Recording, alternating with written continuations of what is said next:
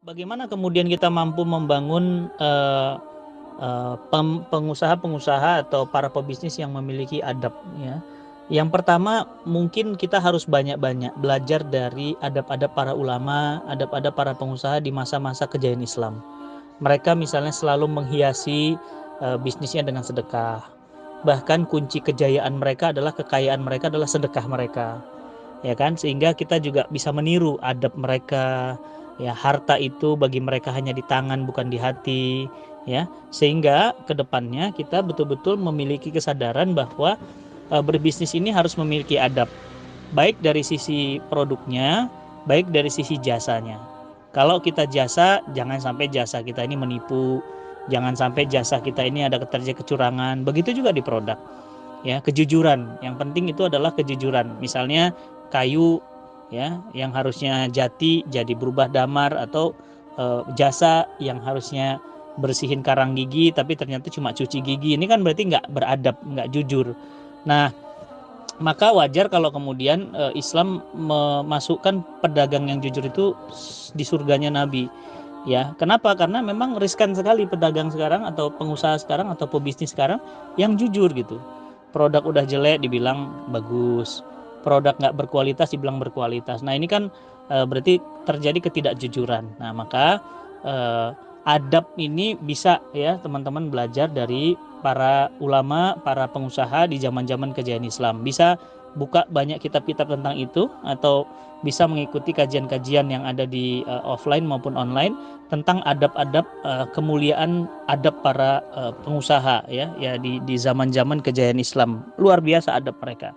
Nah, kemudian selain itu adab ini tentu didorong oleh keimanan. Makin mantap keimanan seseorang ya terhadap surga dan nerakanya Allah, maka dia akan memiliki adab yang sempurna. Ya, seseorang yang takut jual belinya nggak berkah, maka dia akan memuliakan pembeli, akan tidak mau menipu. Ya, kenapa? Karena keimanannya. Seseorang yang tahu bahwa mulianya pedagang yang jujur, dia karena pasti yakin karena surga itu didapatkan. Makanya keimanan ini adalah dasar dari adab. Jadi adab seseorang itu tentu karena dipengaruhi keimanannya kepada Allah. Nah, bicara tentang adab, hari ini kita lihat banyak perusahaan-perusahaan yang bangkrut. Kenapa? Karena tidak memiliki adab. Nipu, laporan keuangan ya, diakal-akalin. Di auditnya juga banyak yang ditipu dari sisi internal karyawan maupun eksternal karyawan, dibilang nggak ada sales, padahal ternyata salesnya naik ya. Kemudian dari sisi tim juga. Nah, disinilah pentingnya pembinaan keislaman. Makanya saya selalu bilang kan, bukan hanya pembangunan fisik ya, omsetnya bagus, profitnya bagus, tapi pengusaha itu juga harus meningkatkan keimanan mereka melalui kajian-kajian. Itulah kenapa saya punya program namanya Spiritual Company. Dan kami sudah ngisi di 1.200 jadwal selama setahun. Jadi sehari itu ada 4-5 jadwal kajian-kajian untuk para pengusaha. Para pengusaha ini ketika dibangun kesadaran spiritual, ya maka yang muncul adalah kekuatan di aspek adabnya tadi, sehingga nggak usah khawatir kita kemudian pengusaha-pengusaha atau orang-orang yang dilahirkan pasti memiliki adab yang mulia ya.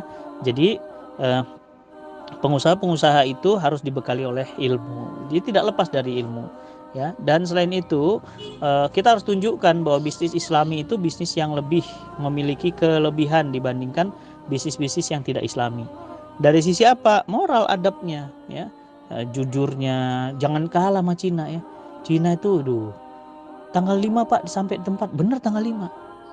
Kita itu Masya Allah, coba lihat ya, bank-bank syariah itu senyumnya masem, pembuatan ATM juga nggak kadang-kadang lama, pembuatan internet bankingnya lama, kalah sama BCA. Ini kan berarti kan bagaimana kita menampakkan wajah Islam di depan publik. Nah, makanya ini terkait dengan adab. Saya berharap ini menjadi satu fokus perhatian bagi para pengusaha, terutama pengusaha yang hari ini berlawanan dengan bisnis-bisnis yang dibangun oleh sistem kapitalisme barat.